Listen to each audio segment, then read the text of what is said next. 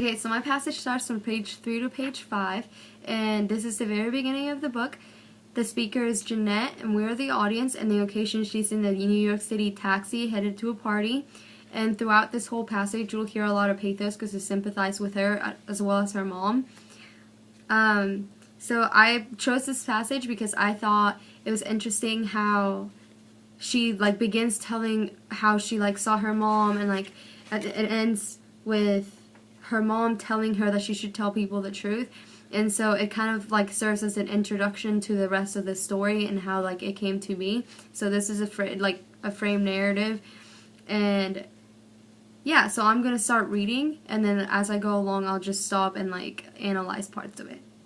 I was sitting in a taxi wondering if I was overdressed for an evening when I looked out my window and saw my mom rooting through the dumpster. So that's foreshadowing to what happens to the mom. It was just after dark. A blustery March wind whipped through the stream coming out of the manhole, and people hurried along the sidewalks with the collar turned up. I was stuck in traffic 2 blocks from the party where I was headed. So I thought the party could symbolize success, how Jeanette is always headed towards success compared to her family, whereas the mom is out looking in the dumpster and she doesn't really have any success in her life, and she kind of just conforms with their lifestyle. Okay, so mom stood 15 feet away. She had tied rags around her shoulders to keep the spring chill and was picking through the trash while her dog Black and White Terrier Mix played at her feet. Mom's gestures were all familiar. The way she tilted her head and thrust her lower lip when studying items of potential value that she had hoisted out of the dumpster. The way her eyes widened with childish glee when she found something she liked. Her long hair was streaked with gray, tangled and matted, and her eyes had sunk deep into her eye socket. But still, she reminded me of the mom she'd been when I was a kid. Swing diving off the cliff and painting the desert and reading Shakespeare aloud. Her cheekbones were still high and strong, but her skin was patched and ruddy from those winters and summers exposed to the elements. To the people walking by, she probably looked like one of thousands of homeless people in New York City. So that whole passage right there, that whole little paragraph, it gives you an imagery of what the mom is going through, and the part where she talks about her eyes widening whenever she sees something with potential, just gives you an imagery, and it kind of makes you feel bad for the mom because she gets really happy when she sees something with potential and something that's worthy for her to keep. So that's when you start kind of sympathizing with the mom and you start feeling bad for her. It had been months since I had laid eyes on my mom, and she looked up. I was overcome with panic that she'd see me and call my name, and that someone on the way to the same party would spot us together, and mom would introduce herself, and my secret would be out.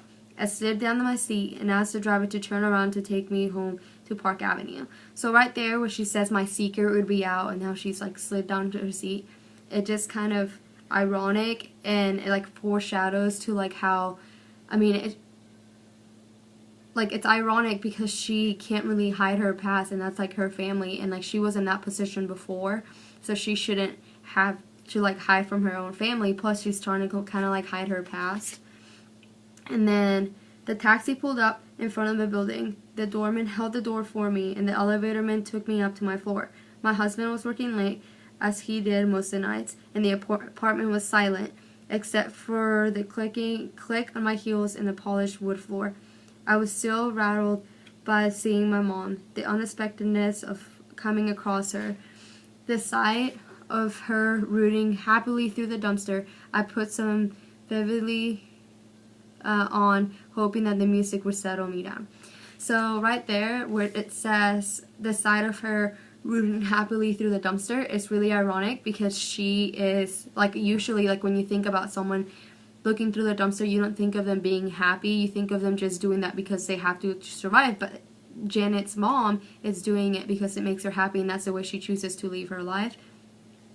And it puts a positive light into what the mom's doing. So in a way you feel bad, but at the same time you don't, because she's happy the way she is and the way she's living. I looked around in my room. There were the turn of the century bronze and silver vases and the old book with worn letter spines that I'd collected from the flea markets.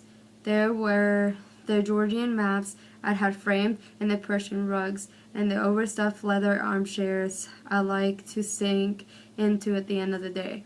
I tried to make a home for myself. I tried to make a home for myself here. Tried to turn the apartment into a sort of place where the person I wanted to be would live. But I could never enjoy the room without wondering about my mom and dad huddled in the sidewalk grate somewhere. I fretted about them, but I was embarrassed by them too, and ashamed of myself for wearing pearls and living in Park Avenue while my parents were busy keeping arm and finding something to eat.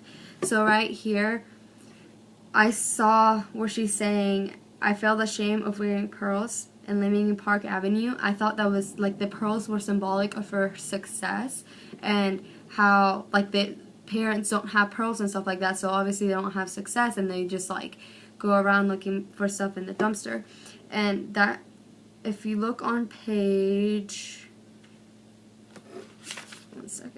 on page 39 on the second paragraph, her mom tells her, try not to look down on those other children.